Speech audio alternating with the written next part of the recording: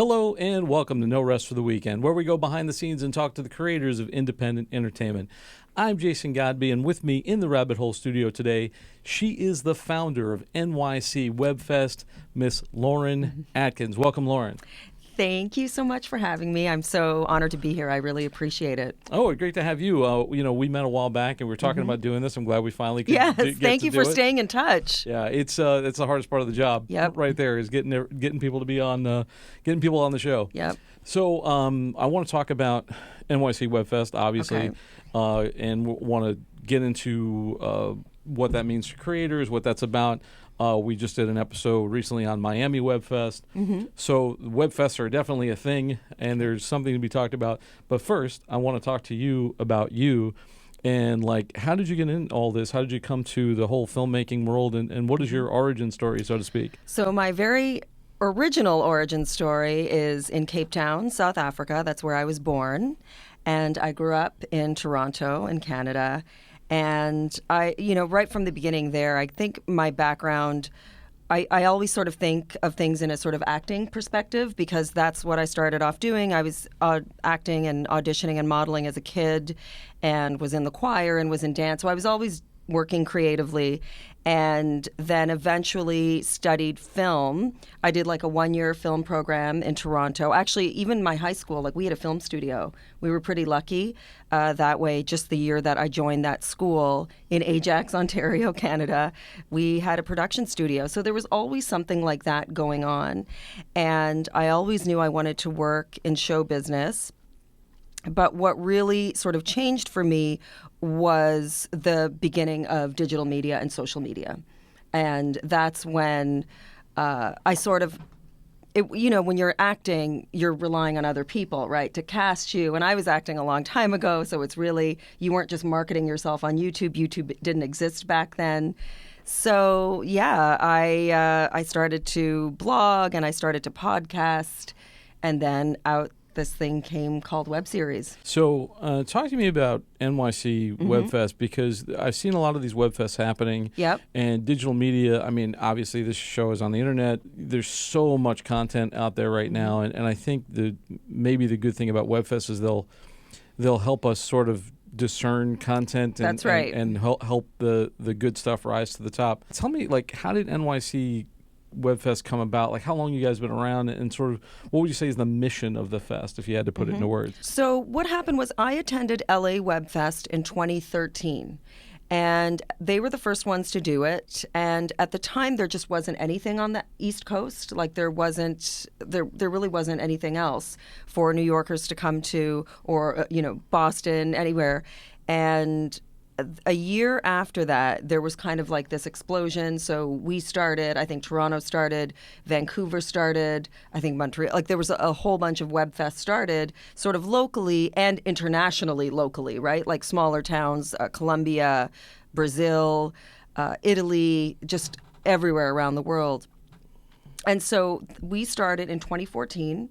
It just started off as a one-day event. We just screened a few shows and then had a party, handed out certificates. I think we only handed out 10 awards that first year. And I was always sort of savvy on social media. So even though I didn't study marketing, but I just kind of figured it out back in the MySpace days. And so I just really used Twitter. That's all. In 2014, everyone was on Twitter, right? There wasn't the competition of Instagram. Facebook was where people posted their marriage and baby pictures. But Twitter was where industry people were. So I was just pretty smart about that. I would reach out to people that were influencers before the word influencers were a thing. Before it became a job. Yeah, before it became a job. And it worked. They would retweet it for me. And so that was 2014. I just didn't sleep. I did it all on my laptop. I didn't do it even from an iPhone. And by 2015, people were flying in from around the world. And we premiered Louis Black's web series. So now you're in the fourth year? We're going into our sixth. Going into the sixth year of it. Oh my God, yeah, because 20. Yeah, wow. Yeah. Time flies when I you're having fun. know. And R.I.P. MySpace. By Yes. the way. For those of you who remember, for the younger members of the audience, MySpace was a thing before Facebook. Yes.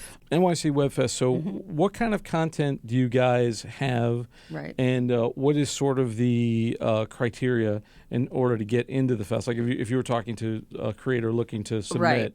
what would they need? What types of material do you guys accept? So if you were submitting a web series, it would have to have a minimum of 3 episodes. Okay. But we also now accept pilot episodes and also short film. So the short film was new for last year, and it took off. It's not as big as web series, but I think what this digital medium has done is that people can shoot a short film and then upload it to YouTube, right? Like it's kind of the same thing in some ways. And yeah, you need a minimum of 3 episodes. We ask that if it's not in English, that it's be subtitled in English. So we accept everything. I think because we're New York based, most of the content not most, but a lot, I'd say half is comedy, because this just is a funny city. Whereas I've been on a jury member on other festivals, and they get a lot of, I think it depends, like if there's a lot of animation, if it's a country or city that has animation studios and funding, Yeah. Whereas here we just get a lot of comedy. I shouldn't just say it's that. The dramedy, we've handed out thriller, mystery thriller, like we've had all different genres. And so is it sort of grouped by genre? Or is it just like best web series, best short film? Some of the awards are grouped by genre, but we will have a best web series overall. For somebody also thinking about getting, like, what do you guys look for in a project? I mean, obviously it has to be of some quality, but other than having a minimum of 3 episodes, what are the kinds of things that, like what I try to do for the show is when I talk to people at festivals is figure out, like, is this festival right for my project? Right.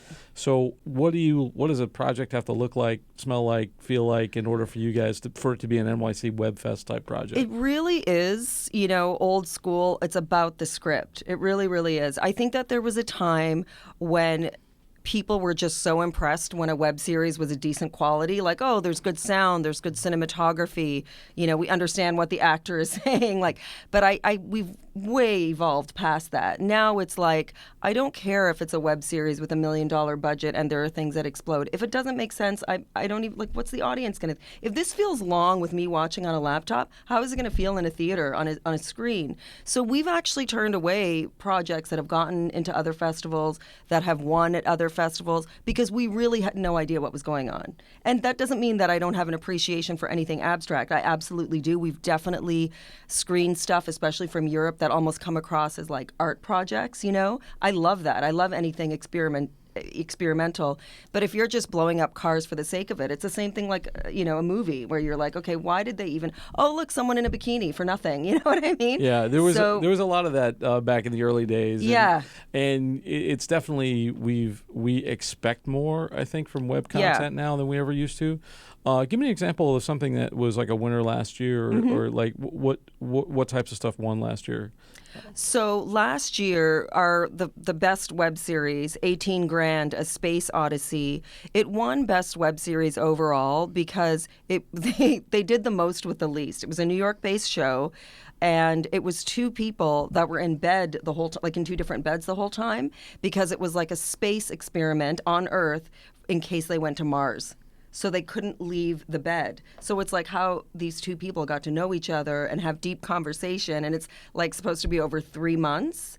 And so that's why they won. They just solid script. Yeah, solid script and performances. But they did the most with the least because it was 2 people who were in bed. For people doing this sort of thing, so now, before it was just kind of like, let me make my series and put it on YouTube. But now, for me anyway, it's like if I'm going to do a series, or if I know I'm going to produce a series or whatever, it's got to have some sort of a business plan to it. Right. How do you think these web fests are like fitting into that business plan? I'll tell you how. Because people aren't just making a show and putting it on YouTube anymore. Actually, what they're doing is they're putting it into festivals and they're password protecting it in hopes of finding distribution. And so what happens is they come to these festivals in hopes of getting that, or they come to the festivals in hopes of winning an award. So that's now part of their press packet. And we've got, if I can pat myself on the back, we've got quite a reputation. One of our jury members, we've got 2 jury members actually that are from Australia this year, and Australia is a place that has been very, very supportive of NYC Web Fest and vice versa. So we've got quite a reputation over there in all of the cities. And so my jury member, Kathleen, went home. I think she was there visiting a few different places. I think she was in Melbourne and Sydney, I think. Anyway, she just came back and she was like, everywhere I went, people knew who you were. So I was on a jury for a festival there too, the Gold Coast Film Festival, because they just started implementing web series. So I just think it's one of those things where we're pretty strict. We have a pretty distinct eye. Like, we're at this fine line of trying to discover the next talent, and you understand they're working on a low budget, especially in the States, versus maintaining high quality. I think it's the biggest thing for a lot of people is kind of like things like production value. And there used to be this mentality where, like if somebody came in and they didn't have production value, you could tell they were on a low budget.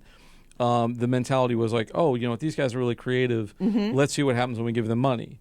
Right. Now it seems to be like, because of technology, it seems to be like, this has to look like it would go on television tomorrow. Right. Or we're not going to accept it. We don't want that aesthetic. And I've heard television executives say that sort of thing.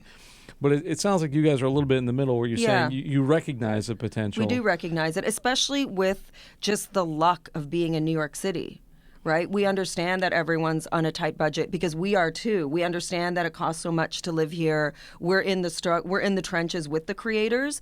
So I think that there's a real sort of understanding and a respect. I keep getting the same submissions from different creators over and over again from New York. So that's very telling. I feel like we get each other.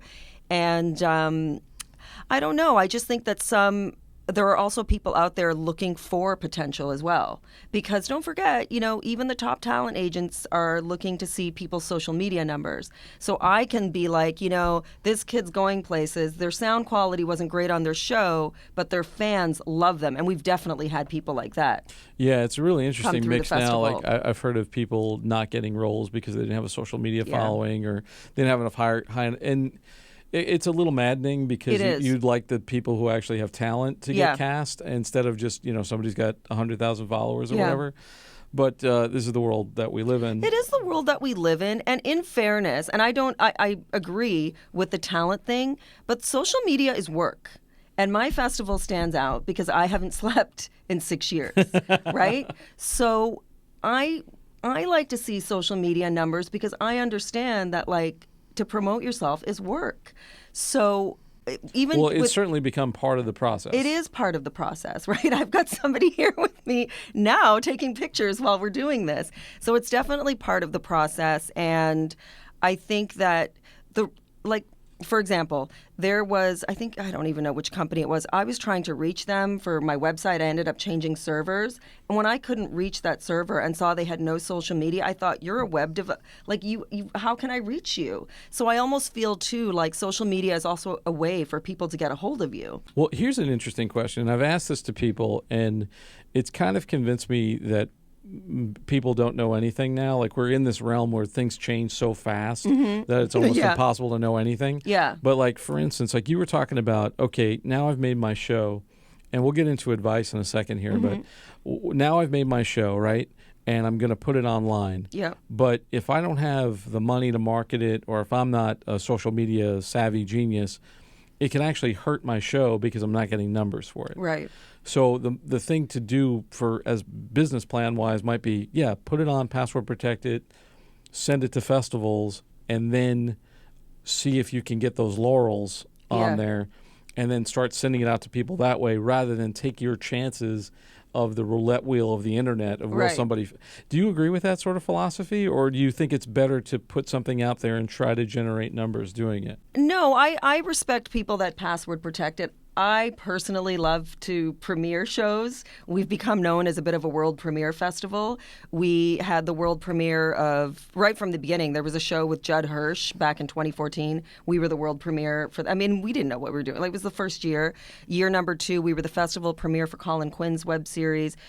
Both production teams with Louis Black and Colin Quinn's shows have been very supportive of the festival over the years. The show that won Best Web Series last year, I believe that was also a world premiere. They closed the festival. So I like having stuff first.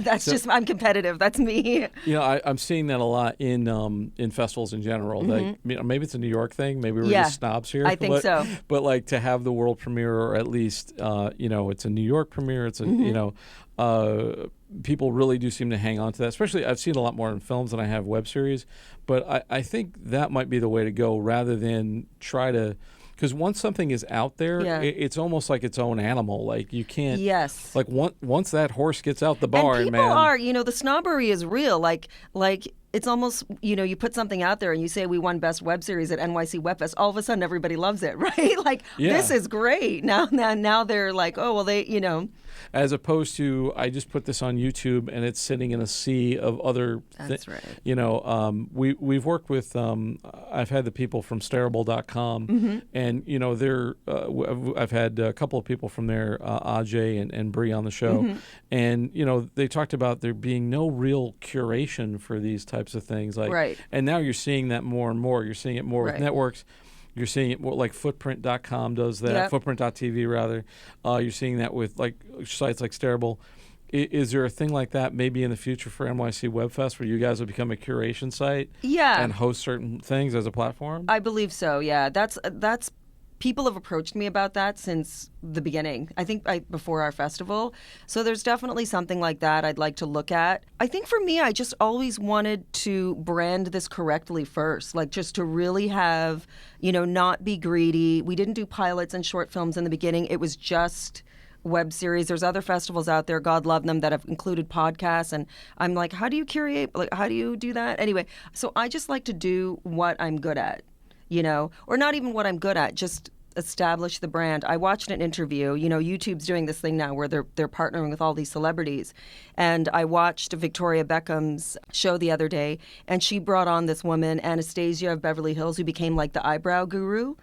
And she just did eyebrows for 13 years. Wow. Eyebrows and facial. She goes, I used to do leg waxing and this, that, and the other. And she was like, I want to do it so that when people think eyebrows, they think of Anastasia.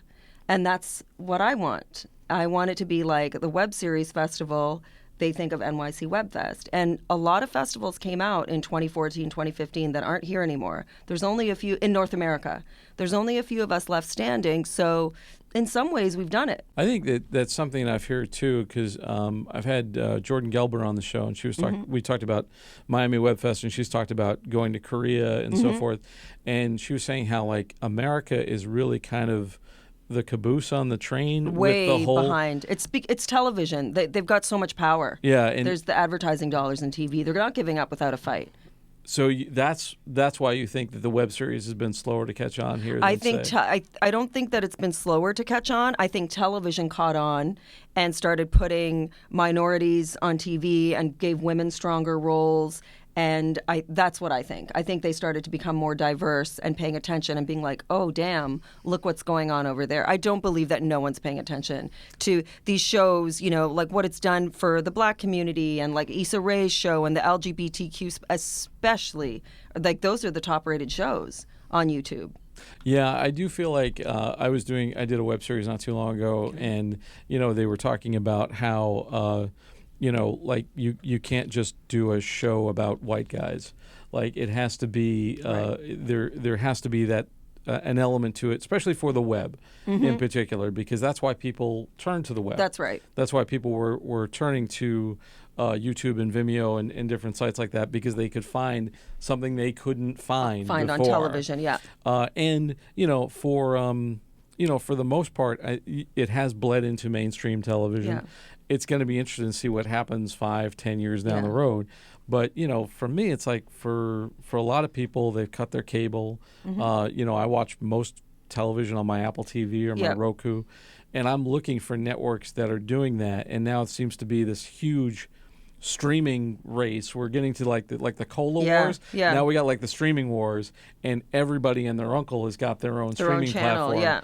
So, if you're a content creator, hopefully that's a good thing for you. Hopefully that's like, hey, it's like, it's like the Oklahoma land rush, Right. You can just go and plant your flag. Right. But it's, it's still bloody difficult because there's so really much competition out there. So, and I'm hoping that things like WebFest or these different curation tools can help you as a creator get out there and be seen, because it's like, well, somebody else liked me. That's right. Somebody else thought this was good enough to put on their platform, and somebody else thought it was like worthy of being seen, as opposed to I'm just going to put it on YouTube and let the chips fall And where they may kind of thing. It's interesting that you use the term worthy because it's not cheap to put on a festival. So if I'm choosing your show Right. to be, just know that I spent thousands on that theater that it's screening on. You know, we don't get the funding that these other countries get. So it's really, really expensive to put on a festival like this. And so we curate extra hard. Do you understand? Like it has to be worth it. You have to be discerning. Yeah. Yeah. So let me ask you this question in terms of for, content creators and potential series creators out there who want to be a part of your fest or just develop something in general. Like what advice would you have for somebody either looking to create their first web series or they've got a web series and they're looking to get it out into the world, either through something like NYC Web Fest? What advice would you give those people? The advice that I would give, so we started doing this a few years ago where you can find the winners from the year before on our website. So I would really watch what I did before, years and years ago, I was a fan of web series, so I just went on YouTube and started watching some. That's what I would do first. Like I would still, have a plan, and you definitely want some sort of organization. So sort of have an idea of what you want to tell. I think you also get some people that are a bit self-indulgent, like, oh, me and my roommate are funny, let's just put ourselves on camera. But it's more than that. Like stand-up comedians work really hard. They're practicing, they're in front of the mirror, making strange voices. And I think this is the same with this. Like you should definitely have a plan of what it is that you're trying to say, but also watch and see how the good storytellers, because you're telling a story, it's not just nonsense. I agree with that. And I also, like I've told people who said, hey, Jason, can you give me, like, I want to do a show. And my first question is always like, why show? Why does this need to exist? Right. Why do people need to see it? Right. Why do I care? Like, why? Yeah. And if you can't answer that question, it's not a show. Right. Right. And then the how comes later. Yeah. What form should it take? Is it, are you finding the 5 or 6 minute webisodes still existing, or are people trying to be more like television and do? Because that's kind of a battle now too. It's like, is my show 5 minutes, or am I trying to do 22-minute, or 44-minute or whatever it is for TV? I'm finding a bit of both. I still really like the short form content because you can really do some good things in that short time. I feel like the people that don't really know how to edit or don't know what they're like, sometimes they're dragging it on for way too long than it needs to be. Then there are others that just they had a good director and cinematographer and like they had the right elements, so you want to see more. But it's still not easy to do. It's hard to sit still for 20 minutes and be like, okay, what's going to happen next? As a viewer, I mean. I have ADD watching like a sitcom. Like I'll just be like, I don't care what happens. Well, if to you these look people. at sitcoms now, like I would watch something like 30 Rock, and in 30 Rock, there's 3 plots going before like the show opened. That's right. There's so much going on. Well, I'm glad that you said that because there's so many web series that we've gotten over the years, and it's just a show about being single in New York City. And it's like, guys, they were single on Sex and the City, they were single on Seinfeld, but there was a lot going on because it was good writing. You can't just have one thing. Like, right. That's what separates television now from television like when I grew up. Like in the 70s and 80s, TV there was basically one plot. That's right. And if you try to watch those shows now, they're like unwatchable. Yeah. Because you're like, oh my God, this is just dragging so long and there's nothing happening. Whereas then, you watch something like 30 Rock and you're like, oh my God, there's 3 things going on before, the show's even started, really. With all excellent actors. Yeah. Right? Like Ray Romano and Bill Cosby were like really funny. Do you know what I mean? So you could watch them. But you're right, it's one plot line. Yeah, but you wonder now how well certain shows would. Yeah. Like if you've tried to watch an episode, and I'm dating myself, but if you try to watch an episode of like Three's Company now, oh my God, it's really hard to get through. Is it really? I'm just trying to think of like. I mean, I love John Ritter to bits, but it's just there's nothing happens on that show. Right. And you can watch pratfalls and stuff, but you can only watch those so much before you go insane. But like, now it's like we and I think that's one thing that maybe web series aren't getting, because they're still trying to do. And like, if you're doing a 5-minute show, you can have one plot. But if you're trying to keep my attention for 22 minutes, I need subplots. I need other things happening there that can keep me engaged and stuff like that. Or at least, something has to be, even if it's one plot, like something has to at least be going on, like maybe somebody died, or I don't know. It can really, really drag. And I find that the good web series were the ones where they're 15 minutes and it felt like it was 2. But even still, that's good, right? That's writing. Yeah, exactly. And it all comes down to that, and all comes down to that planning and that and show running. I mean, really kind of getting your act together and making that show happen. And if you don't have money, just pretend you do, because you have to. Now it's so hard. The standards are so high. The standards are so high. The one thing that no matter what the quality was or no matter what the script was, that has always been consistent, I find, is that the acting has always been good. And I think that's partly because we get a lot of New York shows, although that's changed over the years. We get more international, but the acting is usually never bad. And so sometimes that saves some of the things that we've received, because you're like, well, I don't know, that girl could really go on to become someone, and then we missed her. So there's that little bit of, or he or she just shines whenever they're on camera. You can't help it. I think there's you can see certain saving graces. But I always tell people that you can't outact bad writing. Ever. And I've said you can't outrun bad writing. Right. Like, it's always going to catch up to you. That's right. So, make sure it's good on the page first. Yes. Is always like lesson number 1. Anyway, we could literally talk about this all day, but I got to wrap up. But for people who want to know more about the fest and more about you, where can they find you on the web? So we are at NYC Web Fest on Facebook, Twitter, and Instagram. You can find me at Black Hat Baby on Twitter, Real Black Hat Baby on Instagram. Fabulous. Thank you so much. And thank you so much. And thank you all out there for taking this trip down the rabbit hole. Yes. For more episodes of this show, you can find them on our website, norestfortheweekendpodcast.com. You can also subscribe to us on all the major podcast channels. And now we're on Patreon. So you can go to patreon.com/norestfortheweekend.